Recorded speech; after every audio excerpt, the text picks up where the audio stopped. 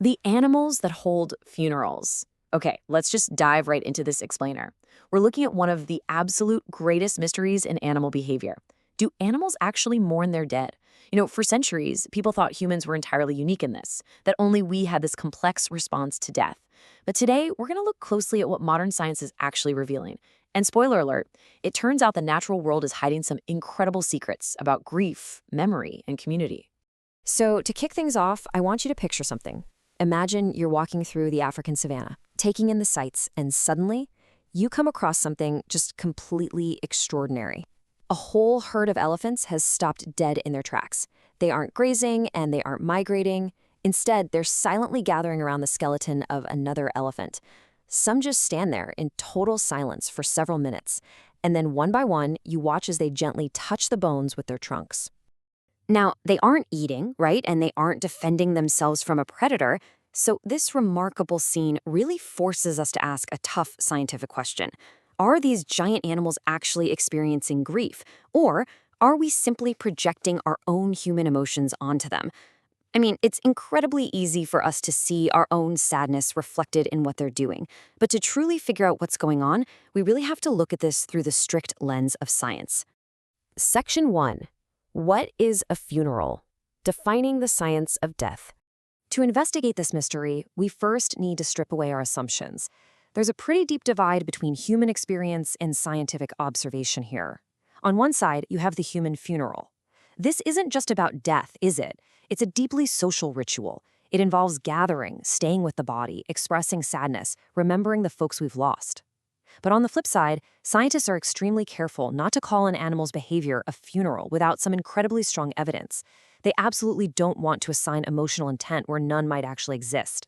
Because of that need for complete objectivity, researchers use very precise terms. So instead of the word funeral, they'll say something like death response or mourning behavior. In fact, they study all of these actions under a specific branch of science called thanatology, which is the scientific study of death. By using thanatology, researchers can hunt for measurable physical evidence of how animals respond to death, rather than just jumping to the conclusion that they feel sad. So, the big question remains, do some animals show behaviors that actually resemble human mourning? Surprisingly, the answer is a resounding yes. Section 2. The gentle giants. Elephant mourning behaviors. Let's look at how this all builds with one of nature's most profound examples. When an elephant dies, its family members engage in a very, very deliberate sequence of actions. First, they gather around the body, sometimes staying put for hours or even days. Then, they gently stroke the face, the tusks, and the bones with their trunks. But here is the absolute craziest part. Elephants have actually been observed returning to those specific bones years later. And to make sure it's not just random curiosity, scientists have noted that they show way less interest in the remains of other species. They are specifically, intentionally responding to their own. So why on earth do they do this? Well, scientists attribute this incredibly meaningful response to a couple of key things. Number 1, elephants possess exceptional long-term memories. And 2, they live in these tight-knit, decades-long family groups. Because of those deep social bonds, losing just one member can profoundly affect the whole herd. I mean, this connection is really highlighted by some truly heartbreaking observations of young calves who will sometimes just stay glued to their deceased mothers, seemingly totally unwilling to leave their side. Now, obviously, we can't know exactly what they feel, but these deliberate behaviors strongly suggest a deeply meaningful response to loss. Section 3. Nature's investigators. The crow pivot. Okay, now let's completely twist our expectations using an animal you probably see every single day, the crow. If you've ever seen dozens of crows gathering around a dead crow, you might immediately think, oh, it's a bird funeral.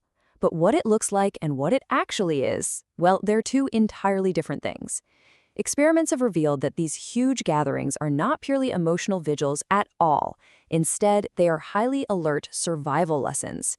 See, when a crow encounters a dead crow, they don't get all quiet and mournful. Far from it. They become extremely alert. They start calling loudly to attract other crows to the scene. Why? Well, because a dead crow usually means danger is nearby. They're gathering to carefully inspect the area for predators, poison, or any other threats. Basically, the gathering becomes a crucial classroom. The young crows learn exactly where danger exists in their environment. And get this, if a human is somehow associated with the event, the crows can literally memorize that human's face for years. Years. So while it totally looks like mourning, it's actually a masterclass in social learning and community protection. Section 4. Chimps and dolphins. Deep bonds. So while crows are using death for social learning, our closest relatives and ocean-dwelling mammals display behaviors that seem to offer absolutely zero obvious survival benefit. In the wild, the chimpanzee response to death is just incredibly moving. When an infant chimp dies, mothers have been observed carrying their deceased infants for days or sometimes even weeks before they finally let them go. And the reaction of the wider community? It's equally profound. The rest of the troop, which is normally super active and vocal, just falls unusually quiet. They'll come over, sit near the body, and actively groom the grieving mother, offering what undeniably looks like comfort and support. And we see similarly touching behavior beneath the waves with dolphins.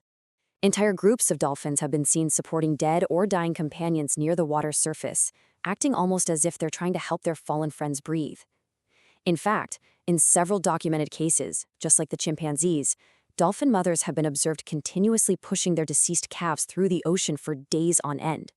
Since these actions burn up a ton of energy and provide practically zero survival advantage, it really makes scientists wonder if these behaviors reflect deep, undeniable emotional bonds.